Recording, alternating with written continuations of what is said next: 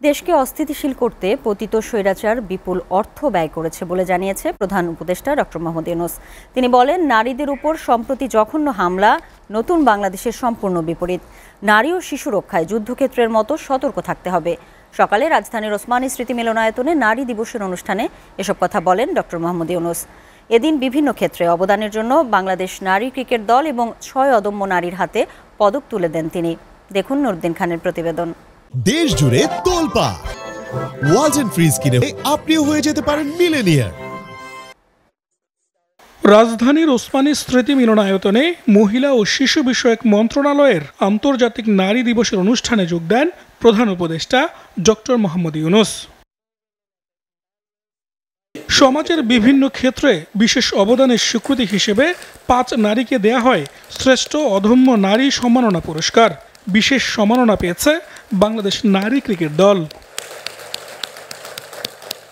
আমি শুরুতেই গভীর শ্রদ্ধার সঙ্গে স্মরণ করছি মহান মুক্তিযুদ্ধের বীর শহীদদের। প্রধান অতিথির বক্তব্যে মহান মুক্তিযুদ্ধ ও জুলাই বিপ্লবের শহীদদের প্রতি শ্রদ্ধা জানান প্রধান উপদেষ্টা। তিনি বলেন, ফ্যাসিবাদী শক্তির সামনে হিমালয়ের মতো দাঁড়িয়েছিল অদম্য নারীরা।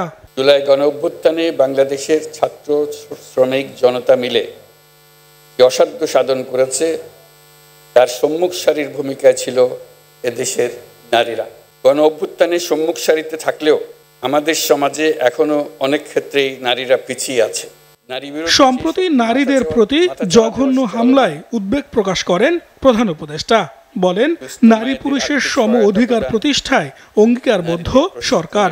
সম্প্রতি মহিলাদের উপর যে জঘন্য হামলার খবর আসছে তা গভীরভাবে উদ্বেগজনক। এটি নতুন বাংলাদেশের যে স্বপ্ন আমরা দেখছি তার সম্পূর্ণ বিপরীত। আমরা এই নতুন বাংলাদেশে নারী পুরুষ সকলের সমান অধিকার প্রতিষ্ঠা করতে অঙ্গীকারবদ্ধ। আমরা আমাদের সকল শক্তি প্রয়োগ করে এই অধিকার প্রতিষ্ঠা করব। দেশে নৈরাজ্য সৃষ্টির চেষ্টা করছে পতিত স্বৈরাচার সরকার। তাই নারী ও শিশু রক্ষায় সর্বোচ্চ সতর্ক থাকার আহ্বান প্রধান উপদেষ্টার। পতিত স্বৈরাচার দেশে নৈরাজ্য সৃষ্টি করতে বিপুল পরিমাণ অর্থ বিনিয়োগ করে যাচ্ছে।